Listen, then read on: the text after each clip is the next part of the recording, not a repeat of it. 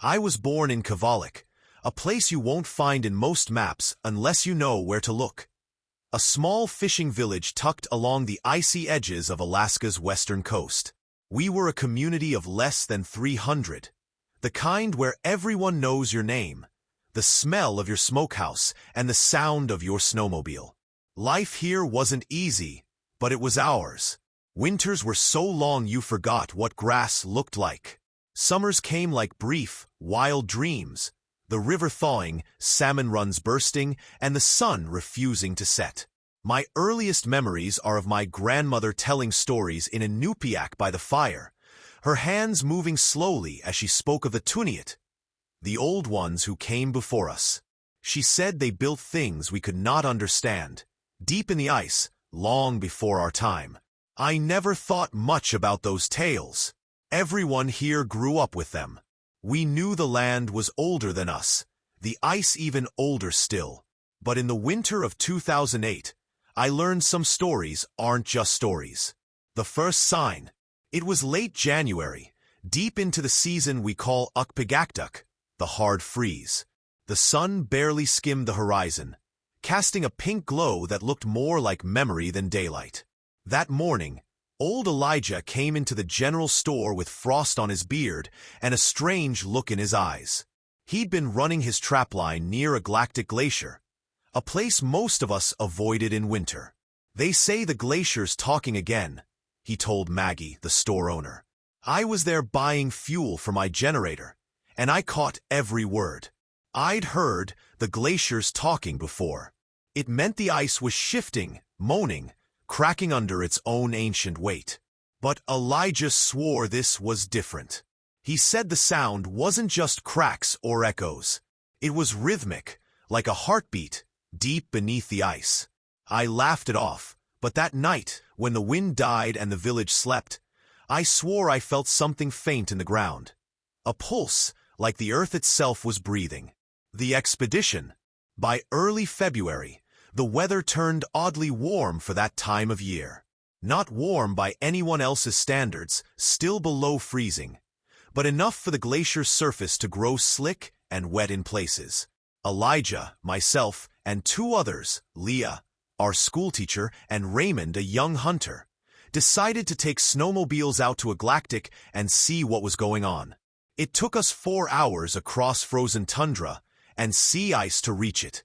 The glacier rose like a frozen tidal wave, shimmering blue and white under a dull gray sky. We could hear it before we got close. Low, slow thuds, spaced evenly apart. You felt them in your chest more than you heard them in your ears. When we climbed up along one of the ridges, we found something stranger still. A crack in the ice, wider than a sled, running deep and straight as if carved. The walls inside the crevasse weren't rough like normal ice breaks. They were smooth, almost polished.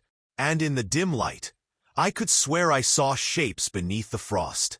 Leah scraped away a patch with her mittens. Beneath the cloudy ice was something metallic. Not rusted, not corroded, just waiting. The descent. We should have gone back, told someone, called in scientists. But Kvalik isn't that kind of place. We're used to finding things, strange things, and keeping them to ourselves. So we rigged a rope, fixed a headlamp to my parka, and I went down first. The air inside was warmer than I expected. The ice walls reflected my light in hundreds of shades of blue. After maybe 30 feet, my boots hit something solid. Not ice, not rock. It was a floor made of stone tiles, each carved with swirling patterns I didn't recognize. I called up to the others, and soon they joined me. The crevasse had opened into a vast chamber, the ceiling a dome of translucent ice letting in the dim Arctic glow. And spread out before us was a city.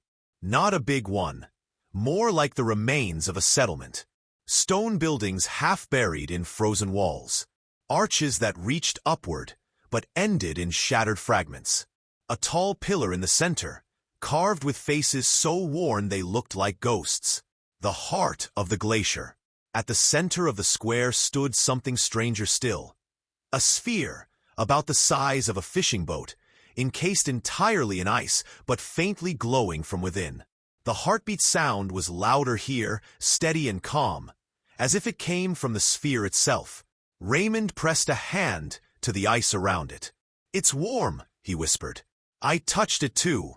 He was right. The warmth wasn't melting the ice, but it radiated through it like sunlight through skin. Leah took photos, her hands trembling. Elijah just stood there, breathing heavy. He said his grandmother had told him of a place called Kayaktuk, the city at the heart, where the old ones kept something alive under the ice to keep the world in balance. He said if the heart stopped, so would we. The things we saw. The longer we stayed, the stranger it became. The air shimmered, and sometimes I swore the buildings looked whole again, with figures moving through the streets. Once I heard singing, low and slow, in a language I didn't know but somehow understood. We left when our lamps began to dim. On the way out, I turned for one last look. The sphere pulsed, and for a moment I felt it.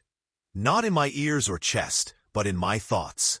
It was like being remembered by something impossibly old. Aftermath.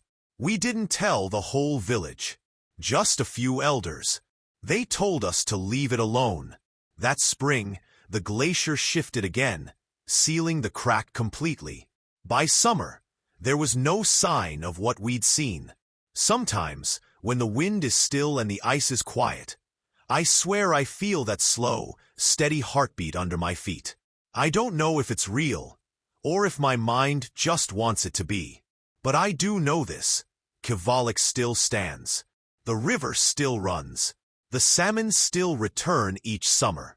And maybe, somewhere deep inside a galactic glacier, the heart is still beating.